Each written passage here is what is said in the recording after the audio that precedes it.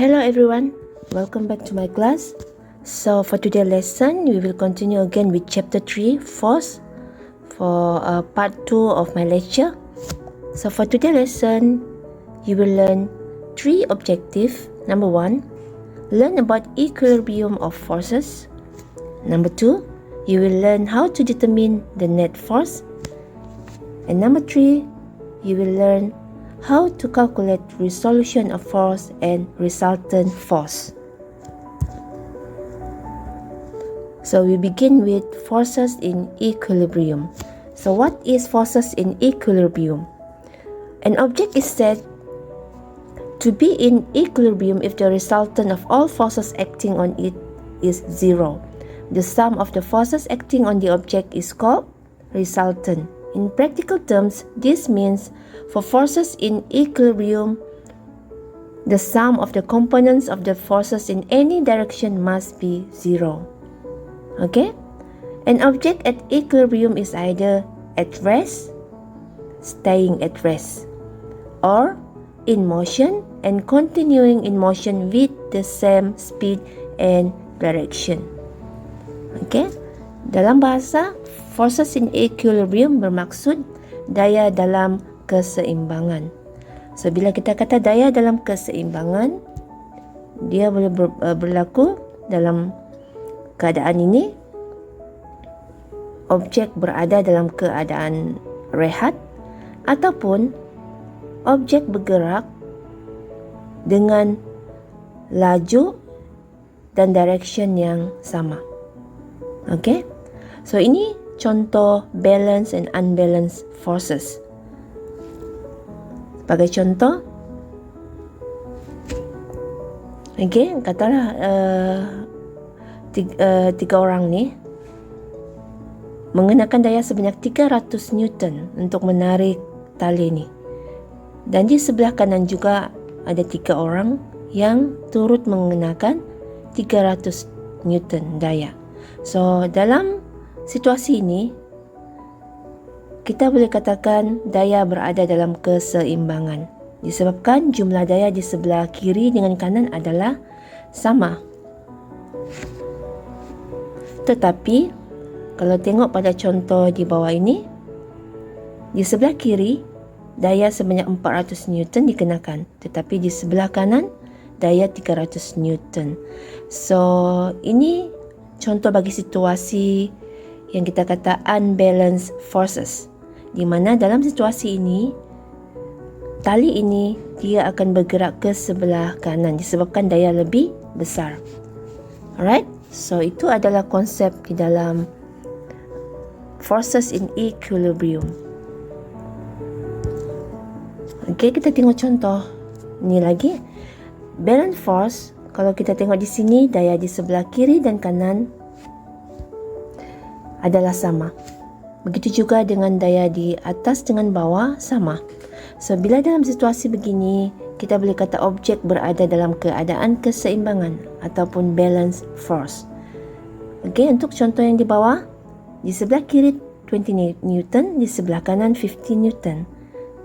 Okey, jadi bila objek ini ditarik dalam dua arah daya yang berbeza, objek ini akan bergerak ke sebelah kanan disebabkan daya lebih besar di sebelah kanan ini. So, ini adalah situasi yang kita kata berada di dalam keadaan unbalanced force.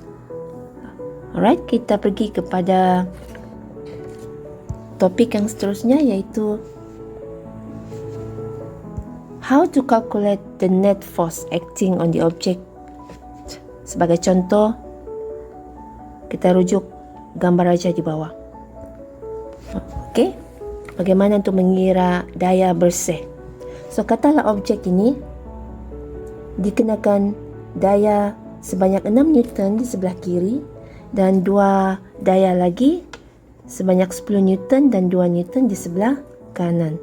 So, what is the net force acting on the object? So, to solve this question, kamu kena follow step di bawah ni. Number 1, label all forces. Okay, so kita akan label dulu semua force. So saya mula dengan sebelah kanan saya. So ini akan jadi F1, ini F2, dan ini adalah F3. Step number 1. Step number 2, check errors. Cek anak panah, arah anak panah di sini. So kita mula dengan yang sebelah kanan dahulu. Sekiranya arah anak panah mengarah ke sebelah kanan, bermakna daya itu kita akan label positif.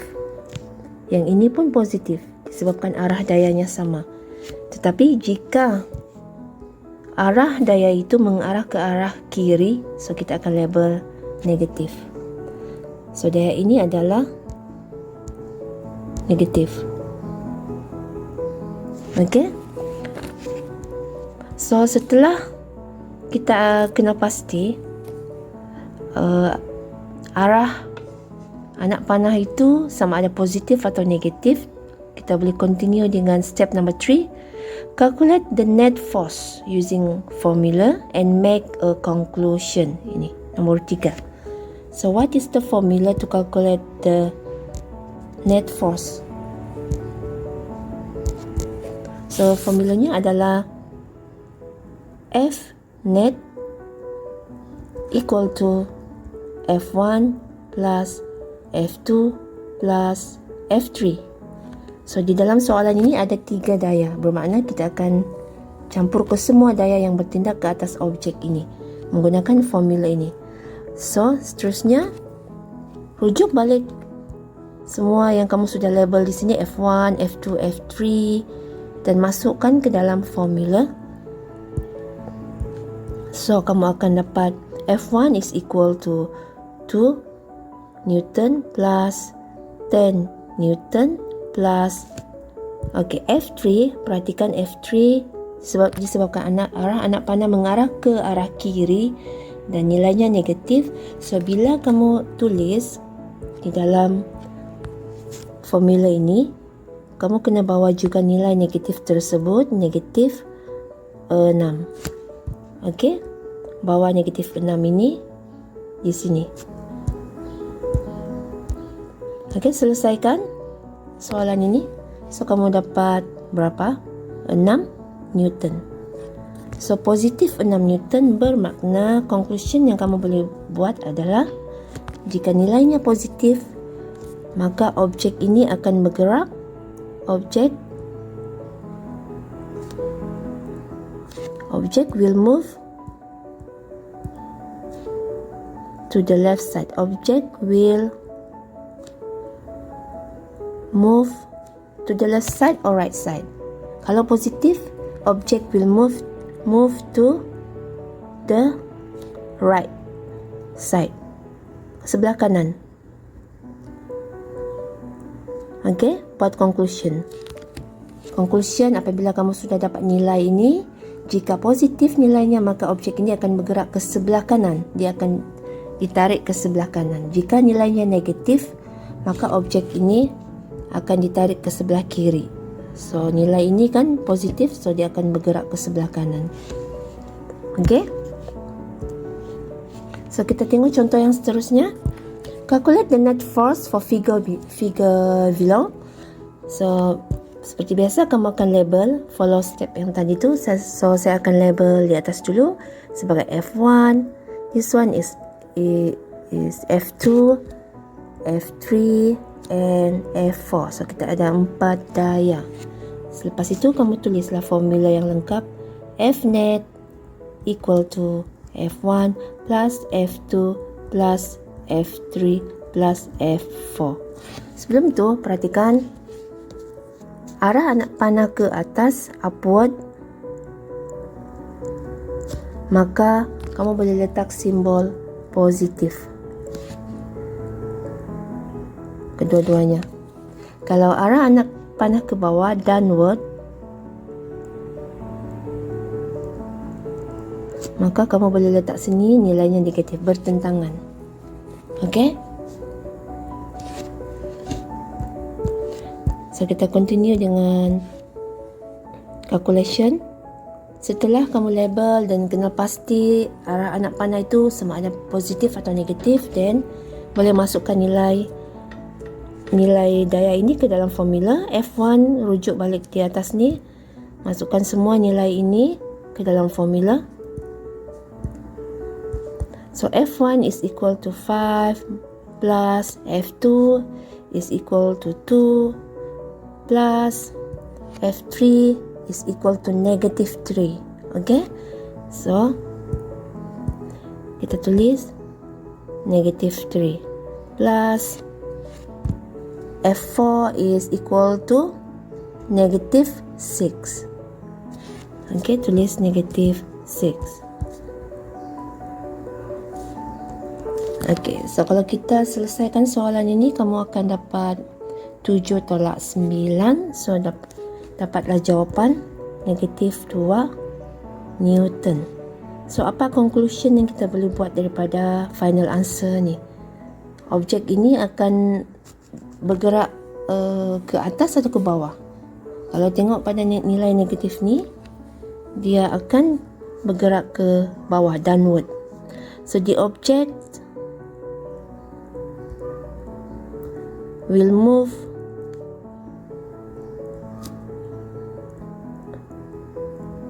downward, ke arah bawah.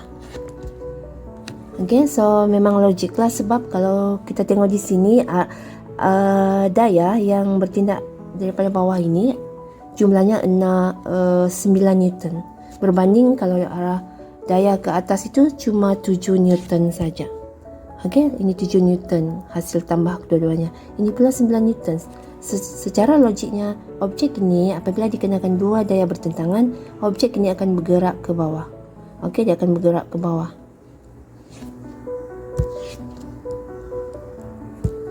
Okey. Topik yang seterusnya adalah resolution of force. So what is resolution of force? Okay, any force can be resolved into the addition of two mutually perpendicular forces which are called components of force. The components of force are resolved along the x-axis and the y-axis of a given coordinate system. Okay, so dalam bahasa kita panggil sebagai leraian daya. So daya ini kita boleh leraikan pada paksi x dan juga pada paksi y. Sebagai contoh, rujuk pada gambar rajah di bawah ini. Okay, daya ini Fr kita boleh leraikan kepada paksi x dan juga paksi y. Paksi x dan juga paksi y.